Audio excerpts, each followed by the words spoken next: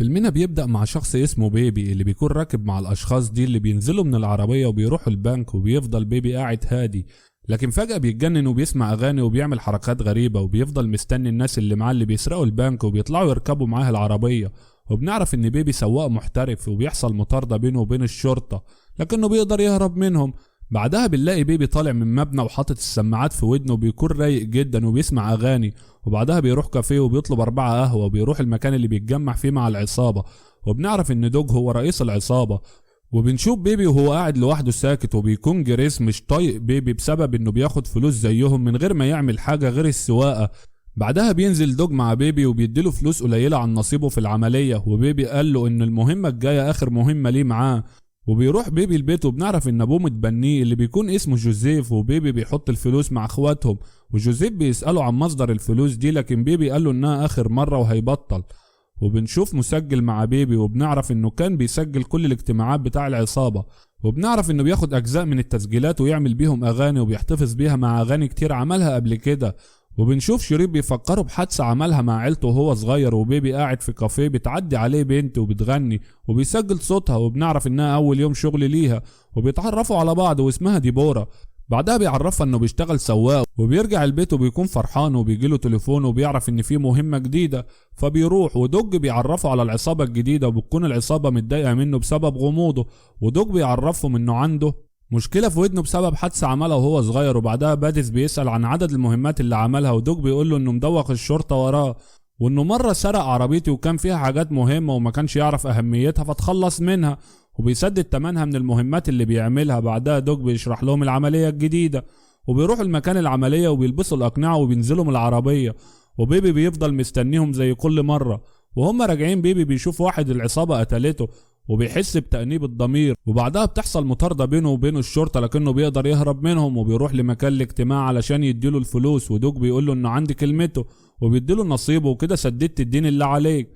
وبيروح بيبي لديبورا وبيتعرفوا على بعض اكتر، وبنعرف ان ام بيبي كانت بتشتغل في نفس الكافيه وكانت بتغني كمان. وبيرجع لجوزيف وبيقول له انه خلص شغل مع العصابة ومش هيرجع لهم تاني، وجوزيف بيقول له انه جاب له شغل جديد وهو يوصل بيتزا، وبيبدأ شغله الجديد. وبعدها بيروح لديبورا ويعزمها على العشاء، وبينادي على الجرسون وبيجيله ويعرفه ان الحساب مدفوع، وبيشاور له على دوج اللي دفع له الحساب. وبيروح لدوج وبيقول له انه مش مبسوط بوجوده، فبيقول له انت سددت دينك وجه وقت انك تعمل فلوس كتير، لكن بيبي بيرفض، فبيهدده انه لو ما انضمش ليهم هيقتله كل اللي بيحبهم، فبيضطر بيبي يوافق.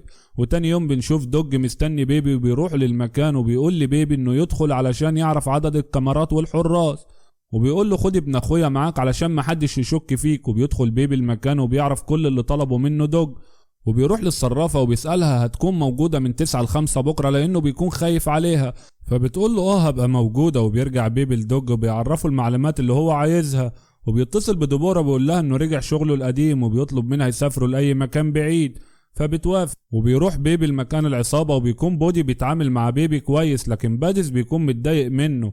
بعدها دوج بيبدأ يشرح لهم عن العملية، وبيروح بيبي بيهم للمكان اللي هيجيبوا منه الأسلحة، وباديس بيصمم ان بيبي لازم ينزل معاهم، وبيروحوا مع بعض للمكان اللي فيه الأسلحة، وشخص بيشرح لهم أنواع الأسلحة، لكن باديس بيطلع مسدس وبيخلص عليه، وبتبدأ معركة بين العصابتين، لكن عصابة باديس بتخلص عليهم، وبودي بيزعق لباديس لأنهم ما اتفقوش يعملوا كده، وبياخدوا الأسلحة وبيركبوا مع بيبي وبيفجروا المكان، لكن بنلاحظ ان في شخص منهم لسه عايش. وهم في الطريق باديس بيقول لبيبي يوقف عند المطعم علشان جعان، وبيكون المطعم ده اللي بتشتغل فيه ديبورا، فبيرفض يوقف العربية، لكن باديس بيزعق له فبيوقف العربية.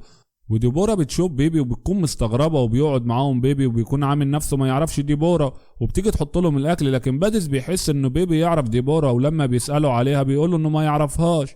وبيروح بيبي يدفع الحساب وبيحط منديل فوق الحساب مكتوب فيه جهز نفسها علشان هيسافروا الساعة 2 بالليل. وبيرجعوا المكان الاجتماع، وبيكون دوج هناك وبيسألهم عن سبب قتلهم لتجار السلاح، فباديس بيرد عليه ان هم اللي بدأوا الاول وانهم شغالين مع الشرطة، لكن دوج بيقول لهم انهم بيشتغلوا لحسابي وان عملية بكرة اتلغت وانها هيتقبض عليهم بعد 24 ساعة بعد اللي عملوه، لكن باديس بيقولوا انهم مش هيعرفوا هوياتهم لانهم خلصوا عليهم كلهم وانهم يقدروا يعملوا العملية قبل 24 ساعة. فبيسأل بيبي انت موافق تعمل العملية، فبيقول له انه موافق لكن عايز ياخد راحة قبلها، وبتيجي الساعة 2 وبيكون الكل نايم، فبيخرج بيبي من المكان، لكن باديس بيحس بيه وهو طالع بالعربية بيلاقي بودي قدامه، فبيقف بسرعة وبيسأله عن سبب خروجه، فبيقوله انه عايز يشرب قهوة. لكن بودي ما بيكونش مصدقه وبيركب بادس جنب بيبي، وبيكون ماسك المسجل الخاص بيه اللي بيسجل بيه الاجتماعات. ولما بيسأله ليه بتعمل كده، فبيقوله انه بيعملهم اغاني وانها هواية عنده. لكن مش بيصدقوه وبيطلبوا يشغل اغنية منهم، لكنه بيقول لهم الاغاني في البيت.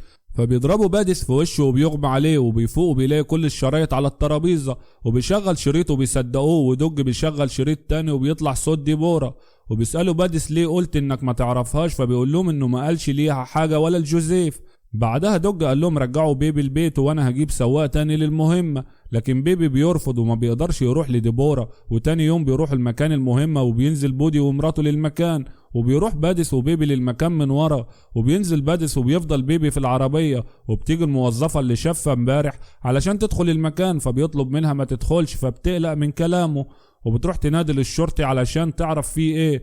وفجأة بيطلع العصابة وبتقتل الشرطي، وبيركبوا العربية وبيطلبوا منه يطلع بسرعة، لكنه بيرفض. لكن بادس بيتعصب وبيضرب بيبي، وبيكون في حديد في العربية اللي قدامه، فبيدوس بنزين وبيدخل فيها وبيموت بادس. وبعدها بيحاول بيبي واللي معاه يهربوا من الشرطة، وكل واحد بيجري من اتجاه مختلف. وبيبي بيدخل عربية وبيركبها وبيحاول انه يهرب بيها، لكنه بيخبط في عربية، وبيكون في العربية التانية بودي ومراته. وبتنزل مرات بودي علشان تركب مع بيبي وتضرب نار على الشرطة، لكن بيقدروا يخلصوا عليها.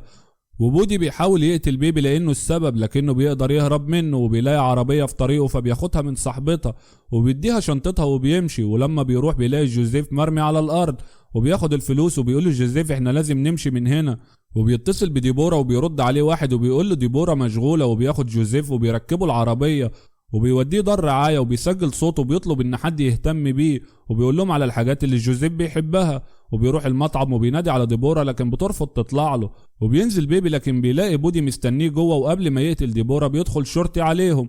وبودي بيخبي السلاح وبيطلب من بيبي يقعد جنبه، وبتدخل صاحبة ديبورا، وبيبي بياخد المسدس ويضرب بودي، وبياخد ديبورا ويهربوا. وبيتصل بدوج علشان يساعده، لكن دوج بيقفل في وشه. بعدها بيلاقي عربية واقفة وبيهدد اصحابها وبياخدها منهم، وبيروح لمكان الاجتماعات، وبيكون دوج بيجهز نفسه علشان يمشي.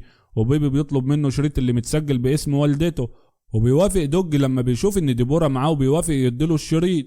وهم نازلين بيلاقوا عصابة تبع تاجر الأسلحة اللي هم قتلوه، لكن دوج بيخلص عليهم. وبنشوف بودي في عربية شرطة، ودوج بيطلب من بيبي يهرب، وبودي بيضرب دوج بالعربية، وبيبي بيضرب نار على بودي لكن ما بيجيش فيه. وبيركب عربية هو وديبورا، وبتحصل مطاردة بينهم.